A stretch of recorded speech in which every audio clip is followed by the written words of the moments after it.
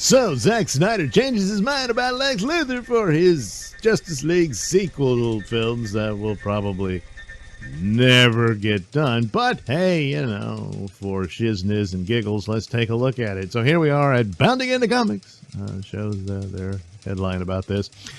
Ultimately, I'll put the link in the description below, but the idea in this version of the outcome is ultimately Lex Luthor would take out Darkseid by sacrificing himself in nuking Darkseid's ship and ending his menace. So, in the original storyboards that Zack Snyder put out in a display at a gallery in Dallas, I believe. I think this is right before the Snyder Cut debuted on HBO Max and all that.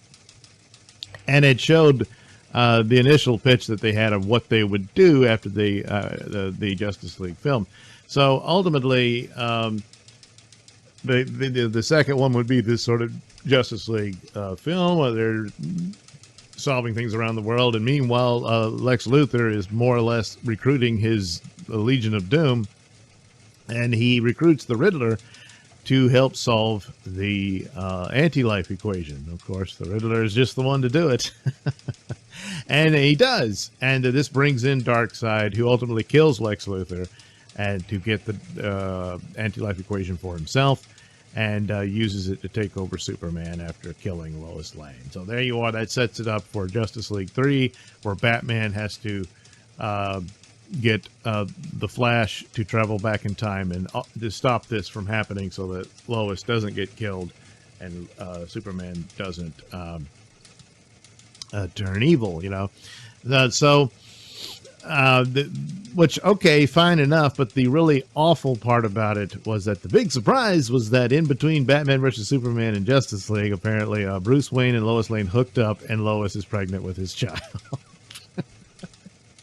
And the idea is that after Batman sacrifices himself to save Lois in the with the help of time travel there,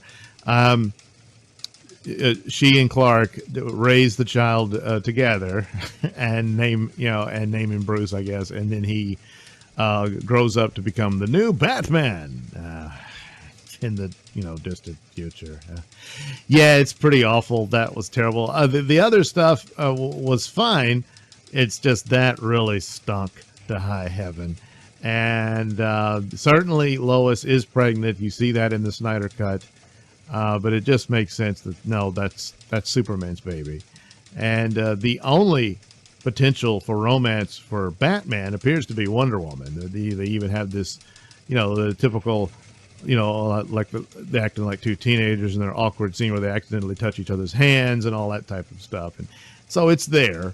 And you could have pursued something for Batman. But ultimately, you seem to want Batman to die at the end of the Justice League trilogy. And I suppose they still could, even with this idea that he had, to where actually Lex Luthor dies, not just being killed by Darkseid, but by taking him out and nuking his ship and therefore killing himself in the process. Well, all right. So what would his motivation be? Well, he just realizes that this is just going to destroy everything, and he's not up for that. So he takes out Darkseid. Well, okay. But I think the foundation needed to be laid a bit more clear here for Lex Luthor. I enjoyed Batman versus Superman. There's a lot in it, but it is a very flawed film. And one of the bigger flaws is Lex Luthor. There's too much of this making him psychotic. Lex Luthor is not psychotic. He's an obsessive man, but he's not the Joker. And there was too much of that in there.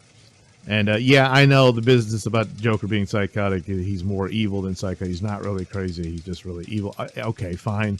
But his personality and whatnot, those attributes were applied to this Lex Luthor, and that's a mistake. I don't think that's a good idea. A better motivation for him, and there's some of that in there. It's brief, but it's this idea that he's very much opposed to the influence that Superman represents on humanity. And he's even aware that it's probably already too late, as well, what they discover the ancient Kryptonian ship. Well, there's been Kryptonian influence on humanity, and it appears to suggest that perhaps, like, you could sort of guess at the origins of the Olympians and then the Amazons and Atlanteans and all these superpowered people, is a derivative of this Kryptonian who survived that crash and then mingled with humanity, and her children became what you see today. So that's the the concept there about that sort of thing. Still, it's pretty much a human world, and Lex Luthor is opposed to the idea of Superman. I mean, he can understand that, yes, Superman saved them from the Kryptonians and all that sort of stuff, but at the same time, even though he's a good guy, his influence denies humanity its evolutionary path. Everything will be subordinate to Superman and others like him, even if they don't really want to be in that position. It doesn't matter. His very presence is that influence, and it takes humanity off its course. An analogy of it would be like an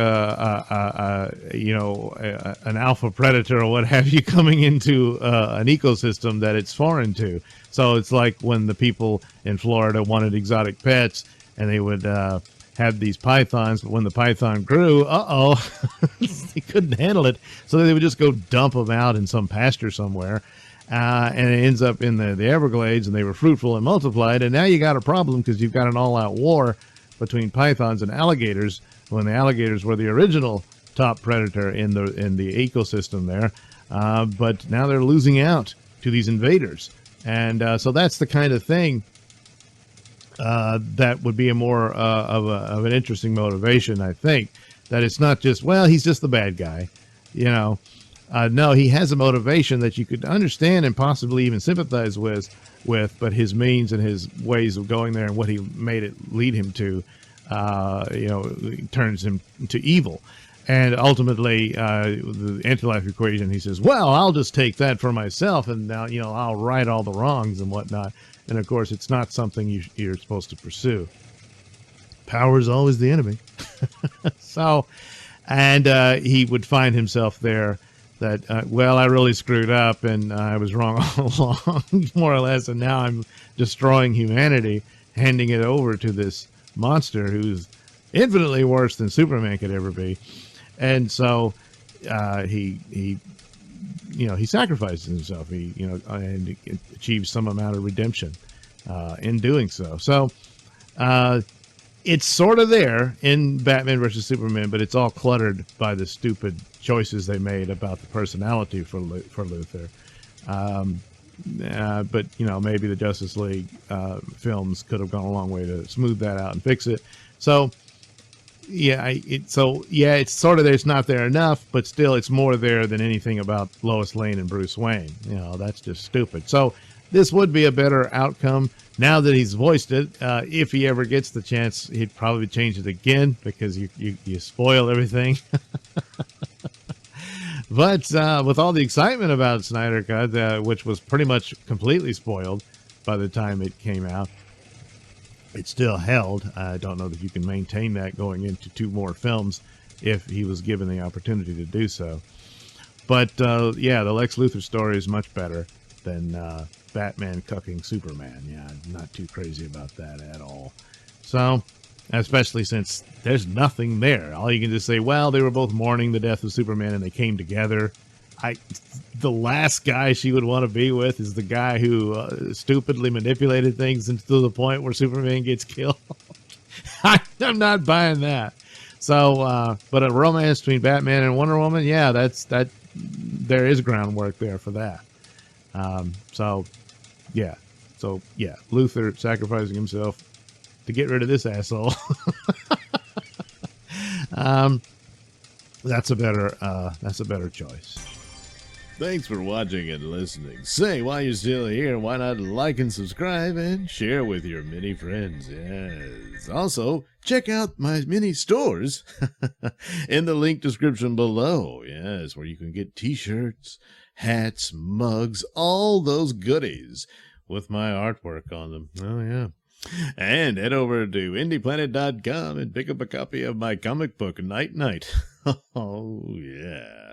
You can also catch me at my podcast, Mr. Nailsin Show, on RadioMisfits.com. And you can also watch my videos on BitChute.com and now on Rumble.com. Oh, my goodness. So many places to watch me and my stuff.